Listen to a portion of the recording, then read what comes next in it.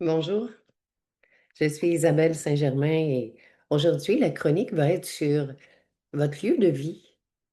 Pourquoi est-ce que c'est aussi important de faire harmoniser votre lieu de vie? Eh bien, toutes les personnes qui ont passé chez vous, toutes les personnes qui ont vécu dans cette maison, ils ont eu une histoire, ils ont vécu des émotions. Des fois, c'était violent. Il y en a même qui ont perdu la vie.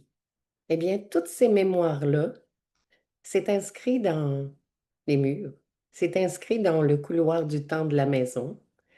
Et on retrouve aussi le chakra de la terre. Et il y a un couloir du temps relié au chakra de la terre. Et souvent, on va retrouver une boule qui est noire, qui est imprégnée de magie, sorcellerie. Et on va retrouver une grosse boule rouge. Et ça, c'est toute la colère, la haine, la rage qui a été vécue dans ce lieu. Alors imaginez que vous entrez dans un nouveau logement ou une nouvelle maison, vous êtes tout heureux parce que vous débutez une nouvelle vie et que là, ça commence à être pas facile. Il y a des querelles avec votre famille. Les enfants dorment moins bien. Les enfants commencent à vous dire qu'ils voient des choses ou ils ressentent des choses dans la maison. Eh bien, tout ça, c'est parce que vous n'avez pas fait harmoniser votre lieu de vie. Je vous dirais que faire harmoniser son lieu de vie, c'est comme faire un soin important pour soi, une grande libération.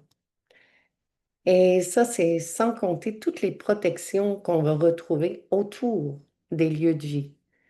Imaginez qu'il y a une grosse sphère autour de votre maison et tout ce que vous vivez, ça ne peut pas s'en aller parce qu'à un moment donné, ça touche la sphère et ça revient. Ça revient tout le temps. Donc, c'est vraiment important que tout ce qui est mis autour des lieux soit retiré, mais vraiment retiré. Alors, contactez-moi si vous avez envie que j'harmonise votre lieu de vie.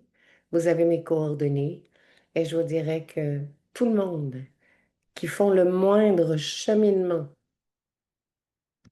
vers des changements, des transformations, des expansions de conscience, des ouvertures de conscience, la première chose à faire, c'est un soin de base sur soi et de faire harmoniser son lieu de vie.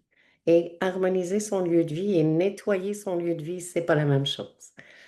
Alors voilà, c'était ma petite chronique sur l'harmonisation des lieux. Je vous souhaite une belle journée et je vous dis à bientôt. Au revoir.